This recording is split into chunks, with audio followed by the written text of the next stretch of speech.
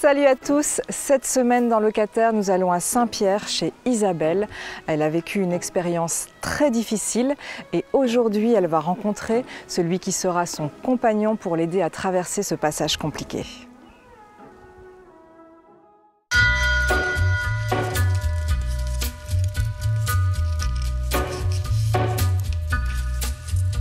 Je m'appelle Isabelle, j'ai perdu la vue en 2010. Ma vie a basculé depuis ce jour-là. Comment avez-vous perdu la vue ? J'ai fait une hémorragie maculaire. Le matin, je voyais, à midi, je voyais plus. J'ai perdu la vue presque complètement sur l'œil droit. Après, ma vue s'est dégradée très vite. Moi, j'étais maman avec 2 enfants, je travaillais, il n'y avait pas de problème. Du jour au lendemain, la vie bascule. On se retrouve à même pas pouvoir se débrouiller toute seule dans la salle de bain pour se laver, incapable de trouver son linge dans l'armoire et 2 enfants à élever. C'est dur, c'est très dur. Au départ, j'étais incapable de sortir dans ma rue. Là, maintenant, je traverse la ville. Et donc vous avez commencé la procédure pour obtenir un chien guide aveugle. J'ai eu l'envie d'avoir un chien guide. C'était aussi quelque part une compensation. Ça m'apportait quelque chose de positif dans quelque chose qui n'est pas facile tous les jours. J'ai demandé des écoles de chiens guides en métropole. Ils ne veulent pas en fait délivrer un chien guide sur La Réunion.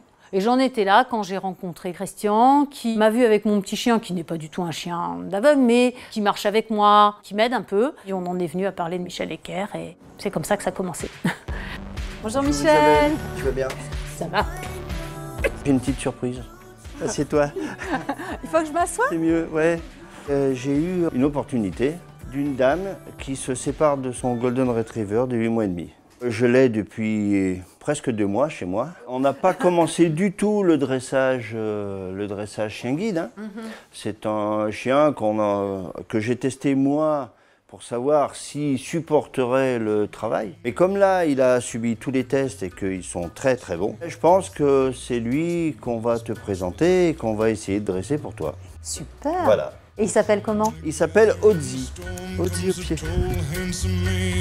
Ozzy au pied. Bonjour Ozzy. Bonjour Ozzy. Oh, c'est toi alors. Oh, que tu es beau. Oh, que tu es beau. Michel m'a présenté Ozzy. Ma foi, c'est émouvant. Voilà, c'est quand même un moment que j'attends depuis très longtemps. Je suis très touchée.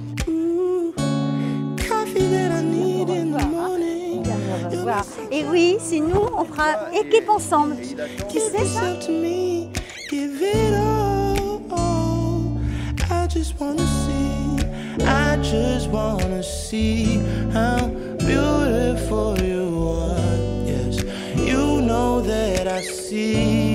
Je viens te récupérer ici avec Ginger. Ouais.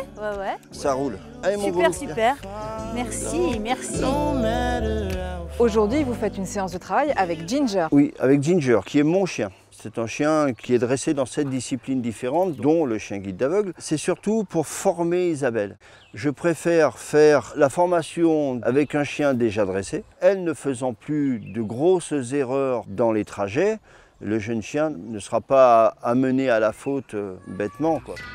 Moi, j'apprends la technique pour guider un chien. Je marche toujours avec ma canne. C'est tout à fait différent. C'est 2 techniques totalement différentes. Il y a vraiment des moments où on peut être tranquille, on peut marcher plus facilement. C'est beaucoup moins fatigant pour moi. Mais en même temps, il y a des choses à apprendre et c'est ce qu'on va faire aujourd'hui avec Michel. Donc il faut vraiment que la formation du jeune chien soit carrée. Et lorsque Isabelle connaîtra bien son métier de maître de chien guide, eh bien on commencera les séances avec Ozzy. Quels exercices faites-vous aujourd'hui? Alors aujourd'hui, ce qu'on fait, c'est la souplesse dans le bras gauche. Bien lui faire remarquer en disant « rapproche-toi de ton chien, t'es trop loin ». Donc il faut être bien détendu, suivre le chien, lui faire confiance. Et entre un carrefour et un deuxième carrefour, c'est le chien qui va gérer tous les obstacles. Et le maître, pendant ce temps-là, il a l'esprit détendu. En milieu urbain, il sera totalement autonome, le chien, et ça sera un binôme qui fonctionnera bien. Il faut que le maître et le chien soient bien. Quelle est la procédure pour obtenir un chien guide aveugle? Il faut faire une demande. Cette première démarche-là va initier une visite de ma part à domicile. On va apprendre à connaître la personne qui fait une demande de chien guide, mais pas seulement. On va voir son environnement. On va apprendre à connaître les autres membres de la famille. Quels chiens peuvent devenir guides d'aveugles? En fait, ils sont tous bons. Ce qu'il faut, c'est que le chien soit posé, qu'il soit quand même résistant à la chaleur, surtout à La Réunion. C'est quand même une page importante dans ma vie qui va se tourner, quoi. Ça devient concret. Jusqu'à maintenant, on travaillait avec Michel, mais ce n'était pas encore concret. c'est quand même quelque chose d'émouvant. Un gros câlin. Hein? Ça, c'est un gros câlin. Obtenir un chien guide d'aveugle à La Réunion peut être un véritable parcours du combattant. Alors si vous voulez des conseils pour en avoir un, vous pouvez contacter Michel sur son portable au 06 92 12 33 92.